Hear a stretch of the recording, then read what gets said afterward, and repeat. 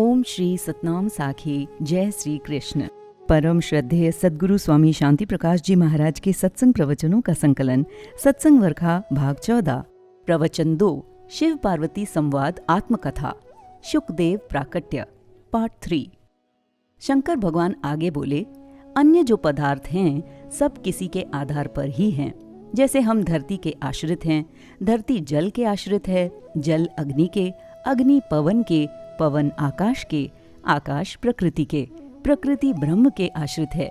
पर ब्रह्म किसी के आश्रित नहीं है। उस ब्रह्म व आत्मा में कोई भी अंतर नहीं है, एक ही हैं। वो कहीं आता जाता नहीं, अपने आप में ही स्थित रहता है। अपनी महिमा में आप ही स्थित हैं। जागृत, स्वप्न, सुषोपित आदि का वही आधार है। वो सबका ज्ञाता है।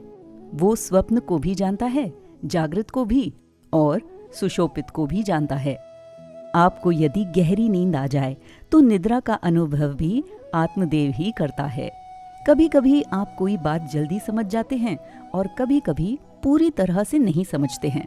तो ये समझने और ना समझने दोनों को भी आत्मदेव ही जानता है।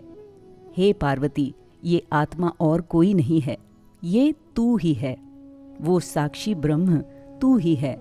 वो तुमसे अलग नहीं है, तू ही आत्मा है। भगवान शंकर अपनी मौज में समाधिस्थ होकर कथा सुना रहे थे। आत्मचिंतन वस्तु ही ऐसी है जो मन को खींच लेती है। जैसे बिजली को यदि एक उंगली भी लगाएंगे तो उसका करंट सारे शरीर को रोमांचित कर देता है, सारे शरीर को खींच लेता है। इसी प्रकार आत्मचिंतन भी मन को खींचकर अपने में मिला देता है, मन की सारी हस्ती को खत्म कर देता है। मन आत्मचिंतन से सुधर जाता है।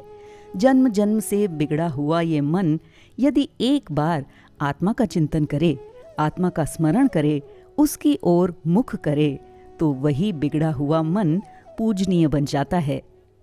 जब मन परिवार कुटुंब का, माया का चिंतन करता है तो अत्यंत बिगड़ जाता है। ये सिद्धांत है कि जो जड़ का चिंतन करता है वो जड़ बनेगा और जो चेतन का चिंतन करता है वो चेतन बनेगा।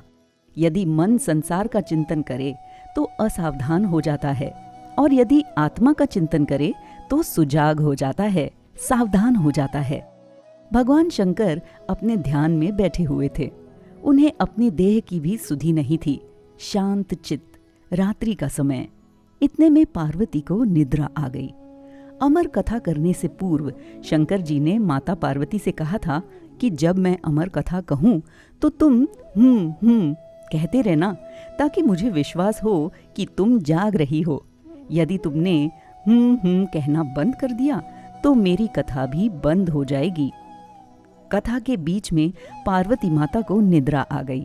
वहां एक सौभाग्यशाली तोता बैठा था जो कथा सुन रहा था। पहले के जमाने में पक्षियों की भी बुद्धि होती थी, वे भी भक्ति ध्यान कर सकते थे। आप देखोगे कि वानरों की बुद्धि मनुष्यों से भी तीव्र होती है। इस तोते का भी प्रारब्ध जगा जो उसने अमर कथा का श्रवण किया। पार्वती माता को जब निद्रा आ गई थी तो तोते ने बीच बीच में करना शुरू किया ताकि अमर कथा में विघ्न न पड़े।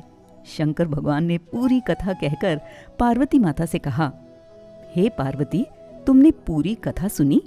पार्वती माता अवाक होकर कहने लगी, साईं, आपने क्या कहा? भगवान शंकर ने कहा, पार्वती, क्या तुमने अंत तक कथा सुनी? पार्वती माता ने कहा, साईं, मैंने तो पूरी कथा नहीं सुनी, मुझे निद्रा आ गई थी।